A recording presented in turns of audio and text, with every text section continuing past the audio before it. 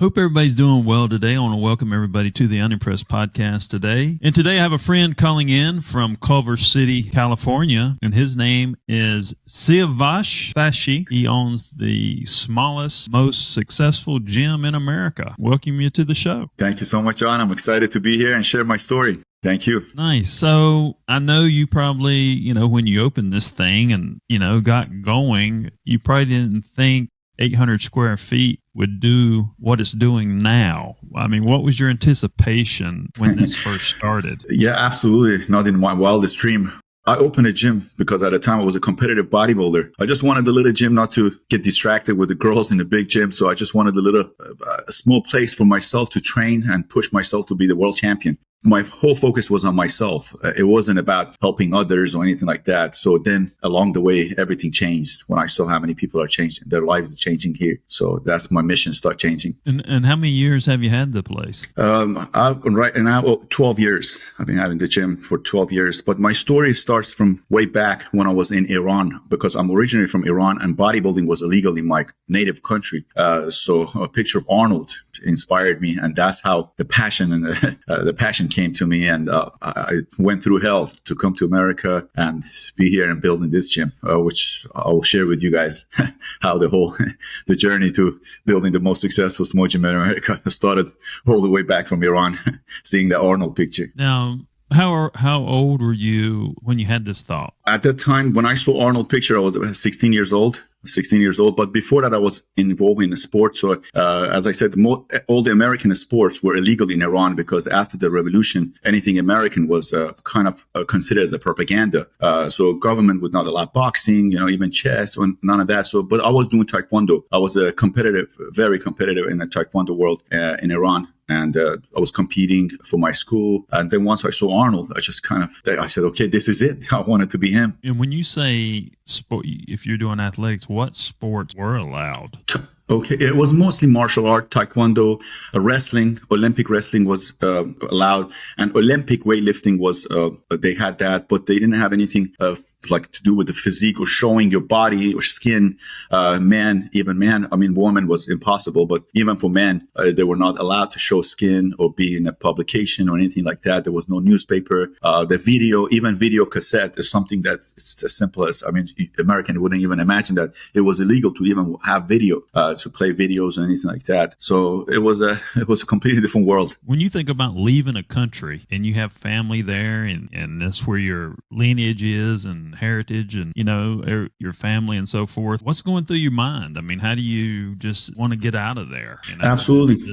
Do the other family members understand that? Mm-hmm. So I'm going to give you your audience a little background about so that makes sense why I left. So we were part of when the revolution happened, Iran revolution happened, and we were part of a religious minority. So the government considered us as an infidel, and all of us, the men, we kept our mustaches. So we were very easy to get recognized. So there was no job, nothing for us, and everybody was from a little village. My dad was making musical instrument, the one that you see behind me, and the music was illegal at the time. So anytime if they catch us with this, and they would break it. So that was the only income we had coming in. So life was very painful in Iran for us. And then at the age of 18, I got cancer in my right eye. So it was not treatable in Iran. And they told me, this is it. It's going to be over. And I didn't want to give up. And my dad gave me $100. And everyone was expecting me to die. My mom crying, whoever was seeing me was thinking, that's it. These are the last days. But with $100, I left my country and basically ended up in Europe, working in pizza shop, restaurants, sleeping in a pizza shop, but kept dreaming that Arnold picture and being a bodybuilder. I was going to the gym, training, that was the light for me to continue going at it. And then, of course, I was in Europe for a while and things were not going my way. It was just the environment. People didn't like us. They kind of were thinking we're changing their culture. It was a lot of very negative things. So I bought a fake passport and I said, forget it. I'm going to go to America, land of dreamers. So when I came to America, they arrested me for having a fake passport and ended up in prison for a maximum security prison for a year. Because they thought I'm not a good person and it might be a militant or something from Iran. So I spent a year in a maximum security prison. So this is a kind of a story. That's why I left the country and all the way to America. Well, if you're in prison and you get out, how did they let you stay? So while I was in prison, of course, CIA, FBI, and all kind of agency, they taking me for 6-7 hours a day, constantly changing my prison. So I could not see outside, nothing. So after almost a year, I saw a judge that they looked into my case, and they know that we are part of a religious minority in Iran and we are getting discriminated. So, they gave me a free lawyer after almost a year. They gave me it was a student himself, and just kind of worked on my case, and we presented it to the judge, and judge granted me asylum. And at that point, they let me go, and I was homeless on the street of Chicago. Chicago, huh? Mm-hmm. So when you came over with the passport, is that where you were at? You ended up in Chicago? Yes. That's I ended up going to. They were constantly moving me prison to prison, Wisconsin to Indiana, some places I didn't know where I'm at. But the last place that I was, and they let me out, was in Chicago. Yes. Diving into the religious part, what was the issue with the religion that Iran didn't like? So Iran government was a Shia state, is an Islamic Shia state, and what they believe we are completely, our belief system is completely different. They call us different name. We basically don't practice any of those. We don't practice any of their religion, and we have completely our own, basically, I would say, belief system. But I'm not very educated, but I'm not a religious person, because the way I grew up, we were not allowed to practice it. We didn't have a temple anywhere to go, and we were not really talking about it. So it was just, of course, once in a while in the village, when we go to see grandfather and they talk about it, everyone was in a fear. So we were hiding it, so not to get prosecuted. Well, I think your religion is innate. I guess it's innate in you, Mm-hmm. And I think it comes from who we are as human beings. And I think a lot of those narratives have been made about religion to fit people's culture, whatever it is. But at the end of the day, I think there's only one God up there, So when you think about that, it's an interesting scenario that how that affects so many lives, Mm-hmm. In different situations that people double down on. In a way, instead of looking at people like a human being, Mm-hmm. Yes, I mean, the subject of religion is so complicated. It's very triggering to so many people. Yes, we believe we're part of one ecosystem. So if we don't believe in oneness or one thing, we believe in an ecosystem. We believe in everybody is part of this big ecosystem, and the good and bad, everything is basically making the world work the way it works right now. As I said, it's a very we in Iran, we had to deal with it on a daily basis. I'm not very. People can make up a lot of stuff in their own head and attach it to it. So that's why it can go to wrong places very easy. So get let out of jail, you're in Chicago, and you want to make your way to LA. What was that like, getting to LA? So once they let me out, I was on the street. I was walking around. I didn't know where to go. I didn't have any money. I called one of the cellmate in prison that he went out a few months earlier, but he gave me his number. He said, in case if you get stuck, call me. So I called him. He took me to his house, and he had a basement. He just threw a mattress in there. He said, stay here. He had his wife and kid up there, and he said, stay here till you figure it out. So once I got my Social Security, it took me 3 months. I was going to library reading and stuff like that. So he took me. I was cleaning houses. He took me with himself to clean houses. He gave me $100 each time. Once I got $200, I bought $140 train ticket, and I just shoot out to California. I said, you know what, that's where the dreams is. So I just jumped in a train, and 2-3 days later, I was in downtown LA. Didn't know anyone, just ended up, I was walking the street. I was just looking at this big building and all the big street. I was just in awe, America, how big and beautiful it is. So that's how I started. So I was walking around, and I saw in a newspaper a lot of security jobs. So I called one of them, and they hired me for a graveyard shift. So I was working at night from 11 to 7 a.m. I was working as a graveyard shift 7 days a week. I was going at it, and I was bodybuilding hardcore. that's when I started getting serious to start competing. And how old were you at this time? I was 27. So you were kind of putting your energies into the working out, and that became a career. When you started competing, how did that work out for you?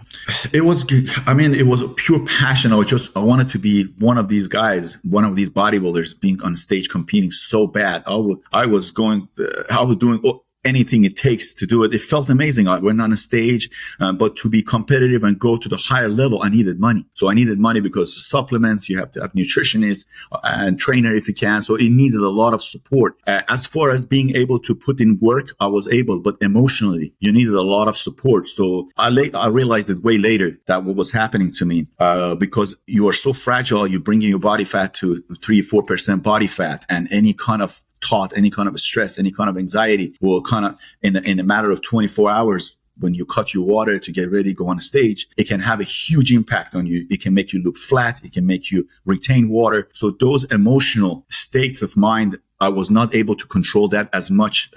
That's why basically, I think that was the challenge for me. And at the time, I didn't understand it. And I started opening a gym. Once I opened the gym, I started going harder at it. But as I said, along the way, so many people start talking about how life is changing through the gym.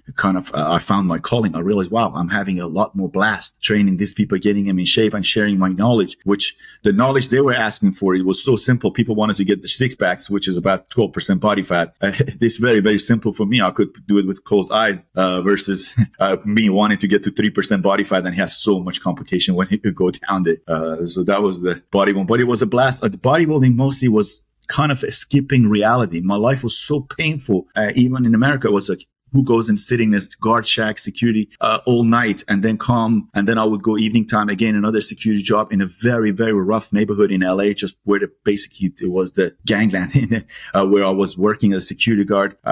Anything could happen to you, but this bodybuilding, this training was a light for me, and it was the drive that I was kind of lost in this world that I created for myself, being a champion, imagining a lot of good things. And that was my escape. That's how I used bodybuilding pretty much all my life since I was a kid. What is your approach with, what's different about your approach, like food and that type of stuff? If I wanted a six pack, what would I need to do? Absolutely. So my approach is, people come to me to train with me either twice a week or 3 times a week. 30-minute sessions. And I tell them, just go for a walk. The days that you're not training, go for a walk, 30-minute walk. And with a diet, with a food plan, I'll keep it very simple and practical as well. I tell them, hey, you have your 3 solid meal usually. On a regular basis, you have your breakfast, lunch, and dinner. And are you going to have a couple of shakes in between the breakfast and lunch, and a shake between lunch and dinner? So this way you kill your appetite. When you go into the meal, you don't eat too much. And for a snack, you can have a protein shake. You can go to 7-Eleven or any store. You can just get a regular protein shake, and mostly comes down to controlling calories. So you want to be conscious about that. Main thing for me is to keep everything simple and practical, because people who come to me, they are not really a gym rat. They are busy professional. They don't like actually gym. They come to me because if they look good, they feel better, and that feeling better will affect their business. They will affect what they do, and that trickles down into their family, blah, blah, blah. But the main thing for these guys, they don't have time. So they come to me for those 30-minute sessions. And my approach to diet is so simple. They don't have to change their lifestyle to come up with all these kind of crazy diet plan. No, it's very simple. It's all about consistency of it and just going at it. And the results will come pretty fast. I have amazing results in a matter of a few months. I mean, thousands of people. It's an absolutely proven system that I've created. You opened this gym, I mean, think you're doing security when you opened this gym? When I opened the gym, I quit security. As soon as I opened it with $3,000 unemployment money. So because the security fired me at that time, it was 2011. So I was looking for other security job. I would go into the interviews, but there was a lot of soldiers were coming back from the Iraq, and they were a lot more qualified than me. Here is a soldier that is completely trained. A security job is nothing for him. So he was applying for the same job as I do. Who would they give the job to? Of course, he deserved it more than I do. So he would get the job, and there was no way for me to find it. I tried so many companies, and they were not hiring me. And the previous employer, he fired me, and I had unemployment. They gave me like $3,000 back pay. So I had $3,000 to my name. So I went and I got the place for $1,900. I gave the guy $1,900. I didn't have any equipment, nothing. I had 3 dumbbells, I think up to 30 pounds, and 1 bar with a couple of plates and just a little empty spot with it felt like a hospital when you come in. People could come in and say, "Hey, where's the gym?" I said, "Here's the gym." Nobody could believe it, but that's how I started it. But I knew a lot about bodybuilding. I knew how to tax the muscle, even with a couple of dumbbells. I knew how to send you home sweating and completely taxed. Nice. That's one. I'm sorry to interrupt you. That's one of the main reasons my sessions are 30 minutes, because I couldn't do 1 hour session because I didn't have enough equipment to do 1 hour. So I started doing 30 minutes, but nobody could even last 10, 15 minutes when I was training them. Then I realized, okay, this is it. 30 minutes. All out. Interesting. So what kind of client has your business grown into, being one of the most successful gyms, small gyms in America? Absolutely. In West Side, where we at, I've trained the mayor of Culver City, from all the top guys that go to Sony, a lot of executive because Sony is just down the street, a lot of tech people, mostly business owner, a lot of professional people who mostly don't have much of a time. The time is very important for them, and result is big for them. They want to come and they want to get the job done. So they come to me, and I just tell them, you just need to walk into the gym. I tell you exactly what to do, what to lift, what exercise to do. And all of it is it's a system. I have 10 people working right now for me at that little gas station. Basically 6 of them are full-time, 4 of them are and every single one of them were my clients. Every single one of them. They were my clients. I got them in shape. They loved it. And they said, "Hey, if you have a job for us," I said, "Yeah, sure, jump in." And I would, every single one of them work and train with me. And now they work with me. So they are a true believer in what I do. And I'm having a blast. You stay open 7 days a week? Correct. And from 5:30 in the morning till 8 at night, every 30 minutes, there is a session. Nice. And you do every one? No, I don't train nobody. At this point, I'm just the face of the company, and I'm just putting my story out there, inspiring people, and I've written my book here, A Small Gym, Big Result, which is on Amazon right now, which people can purchase it on www.smallgymbigresult.com. This book is encouraging people to start their own gym in their garage with the minimal equipment to do what I do and basically live the American dream. I'm having a blast. I have a big house by the beach, cars, bikes, everything that I saw all this in the movies when I was in Iran. Now I'm living it. So it's a blast. Were you at Venice Beach? Where are you at? I'm in basically Marina del Rey, right? Yeah. Venice is a little further down. Mm-hmm. Yeah. Nice. I love Marina. Yeah. It's a great little area. Yeah. It's a lot of fun. It's quiet. It's really nice here. Do you have a family and kids and no a whole life there? That's the next phase. Hopefully, I'm working on. No, the past few years I've been really focused on the SixPax because it changed my life, and it changed my employees' life and people who come to it. So and it's kind of, I would say, it's funny to say, but it's like, I feel like it's a calling because I can't even mess it up myself. There's a force. I just wake up and I want to do this without even analyzing, questioning. I just want to do this. I don't want to travel. I don't want to do absolutely nothing but just go to the gym and do what I'm doing right now. No, I don't have any kids. I don't have a wife or anything. It's just me and my dog, Milo, and SixPax Gym pretty much. I'm going at it pretty hard. Hopefully that's the next phase. Nice. In the book, show the book, because I've showed the book up. Yeah, the book. Gym, Big Result. Yes. In this book, basically, I'm teaching people how to start, the mistake that are making, how to price themselves, how to deal with taxes, how to deal with legal issue, how to build a team, how to build a culture. If you don't have much of equipment, no problem. I give them a list of minimal equipment, even how to exercise, what exercises to do. Everything is kind of written in this book to how to deal with insurance, your nutrition, everything that you think of for a small gym. Because most of the small gym in America, they imitate big gym, commercial gyms, and they all go broke. Because when you're imitating big commercial gym, they have capital, and you're running a system like them, it will make you go broke, or it will basically burn you out. Nobody has figured out the system for a small gym. So what I have done, I've organized, and bodybuilding is a very kind of a scattered thing. Everyone doing a one-on-one sessions, and they are very costly. Not many people can keep up with that, even if you're interested to do it. But with my gym, you have money that you pay every month is a membership. You can cancel anytime you want. come in and out anytime you want. It's completely catered to busy professionals. And this book covers every aspect of that, and it teaches them so they don't make all the mistakes that I made in the last 12 years. You come from Iran and what's your lineage? Do you know your lineage back 100 years about where this drive and passion comes from? Not really. We were basically we're in a mountain. In the desert, in mountain of Iran, in the western part of Iran, Kurdish area, and it's just that area has been war since the beginning of days. So people. The history of Iran is extremely rich from all the war. Not really. People around me, everyone was poor, and but I hated. When I was growing up, I saw uncle. Everyone was they all were fighting each other. And when I was looking at it, the root of the cause of everything was money. But my religion was preaching poverty, preaching that money and attachment to the world is no good, just like most Western religion. But then I saw that it's the exact problem we have. I said, if we have money, if we have capital, none of this would happen. None of this anger, you kicking us out of your house, we're renting and we don't have money, you kick us out, we're in the street. All that come from poverty. I believe when the poverty comes, the faith and everything else goes out of the door. So I wanted to fix that one problem for all my family, for everyone. And I've been able to send money back home, buy a house for my parents, and they live in my house. Help my sister get married. I pay for the stuff. My brother, I can send them anytime they get stuck for money. I can send them. For me, when I was in Iran, I saw one of the biggest cause was that poverty. So I wanted to fix that, whatever it takes. What's the thought process over there for spirituality? From there's a lot of history from the Egyptians and if you go back that far, do y'all recognize that, or has the country kind of kept you from that narrative? No, absolutely. Actually, we are I'm personally very educated about the subject of what's going on in the Middle East. What happened? The history of what happened to us.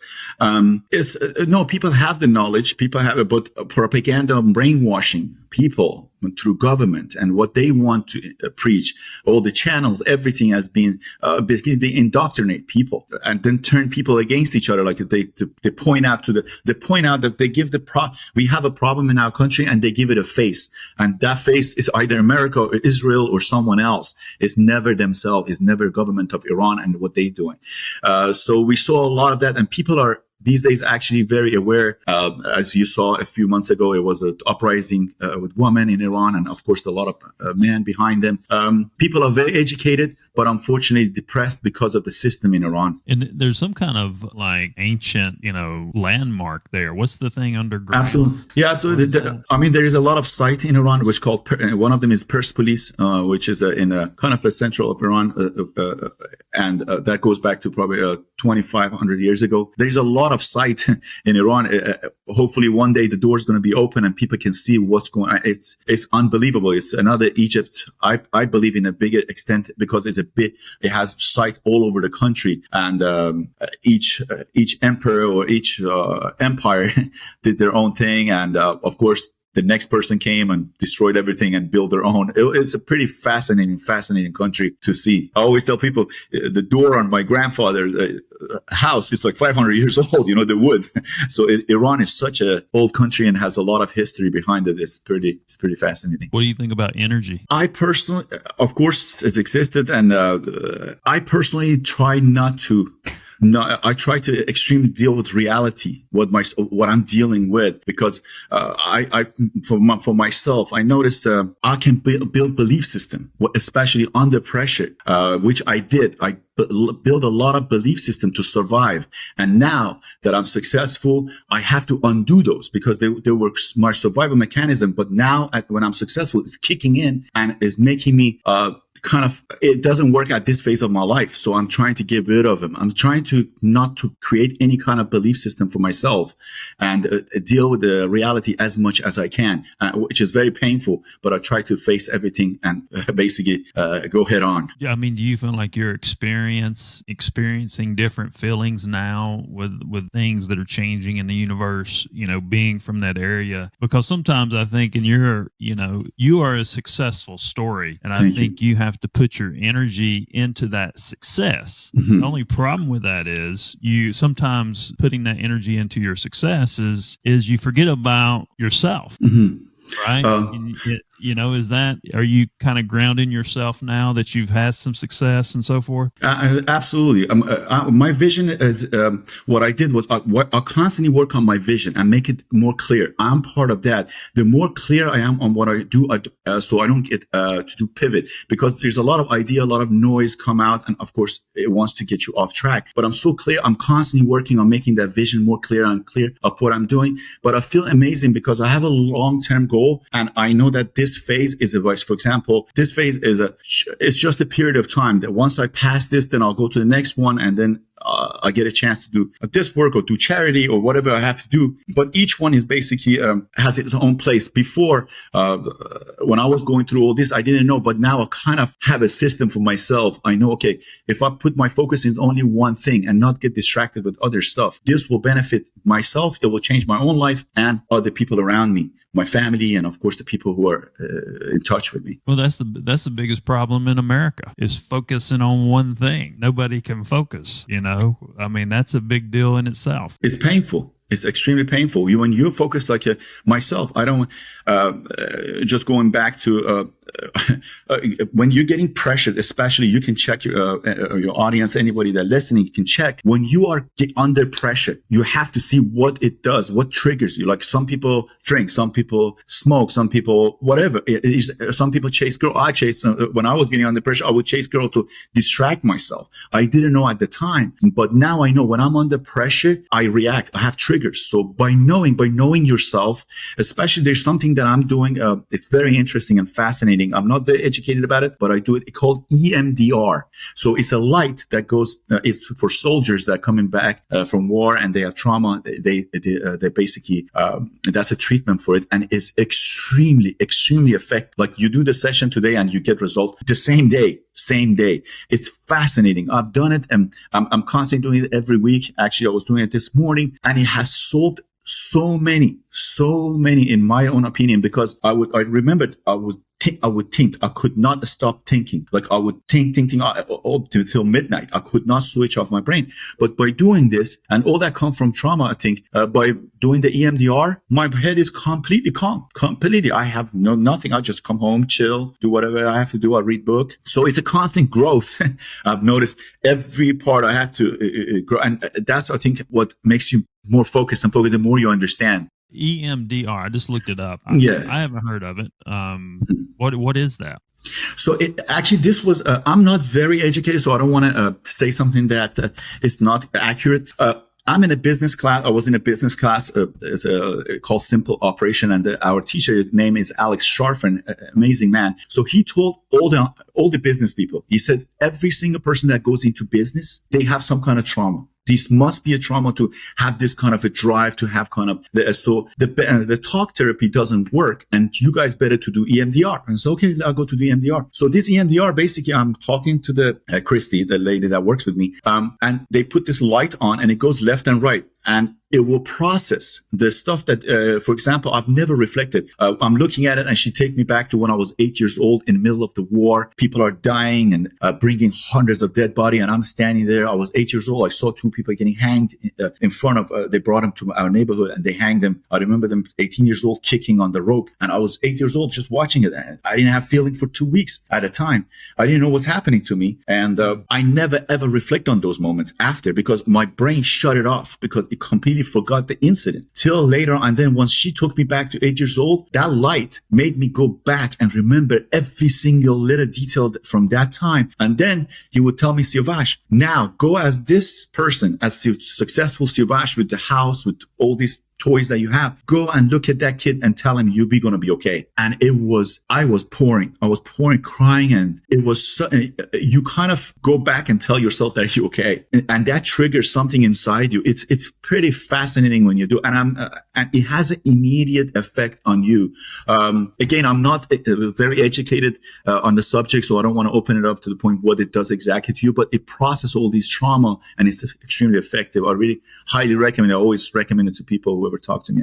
It's been working for me pretty good. So I'm going to continue doing it. Yeah. Nice. Well, I mean, I always say this on my show is when I looked at subconscious and I looked at unconscious bias and I looked at consciousness, and scientists define those independently, and the reason is because science is a one lane highway. I mean, by law you have to stay in one lane. You don't have to figure out how to connect that. But I have quantum physics and some things coming through, but the rationale is, a lot of people don't realize your subconscious is being programmed in those very vulnerable years of your life, and however heavy that programming is, you're responding to things in your life through your unconscious bias unknowingly, whether you remember or you don't remember it. So if you don't understand that or do something like you're doing to unearth that, you can have these triggers that you're responding to with your unconscious bias and never get to consciousness because of these major traumas that you may have experienced. Absolutely. For example, one of the things I was coming to have the talk with you today, and I got this heavy chest anxiety, and I was like, what's happening? I'm very comfortable talking, of course, and I'm excited to be here, but why is this happening? When I figured it out, why? Because I've always had to be, for example, on the run. I never had any bags. I had nothing when I was for almost 12 years of when I left the country. For 6-7 years of leaving the country, I had absolutely nothing with me. I always were on to go. Like if something happened, I can pack and go. So I had nothing sentimental. I built this life of not being constrained. So now when I have appointment, that trigger kicks in. And it makes me feel like I'm constrained. So then once I understood it, I understood what's happening to me. Boom, it goes away. Once you remind yourself of, this is why you're having such a reaction. You're fine. You're looking forward to this talk, and right away that feeling goes away. But as you said, that kicks in. If you're conscious about it, you can get rid of it. If you're not, then it will basically, you're living that life again. You're repeating patterns. Yeah, and a lot of people have a problem unearthing that. They can't unearth those traumas for some reason or another. So I think you got to applaud yourself for being able to get through that mentally and internally, because that means you have a pretty strong mind to do that. Because not everybody can do that. I'm committed to build something, and in order to build this, I have to, along the way of growing the business, I have to grow myself. It is impossible to grow this business without me. If I'm stuck, I can't grow this, because it needs some emotional strength that you handle more and more. In Persian, they say the bigger roof you have, the more snow you got to shovel. So the more I'm asking for more business, so I need to be able to emotionally handle more. You're dealing with people, you're dealing with employees. You don't want those to kick in, those instinct kick in from those trauma and mess up what you're about to build. So I'm very, very committed to that, to build here in America something that is, in America, I came here, they gave me the chance to stay here. I want to give back. My goal is I don't want to come here and just be using a thing. I want to absolutely give back. That was the day that judge let me go. I said, you know what? I'll make sure I'm a very productive member of this society, so they don't, the judge, whenever he sees it, he says, okay, I'm glad I made this decision. So he doesn't say, I regretted it. Well, good for you, man. Good for you. Have you got to meet Arnold? Yes, actually, I met Arnold. I know all the big time bodybuilders like Mr. Olympia, Jay Cutler. They shot commercial at my gym. Tom Platz, one of the bodybuilding legends. He actually lived at my house for 3 months. He was at my gym. A lot of big time bodybuilders. Samir Benoud, they shot at my gym.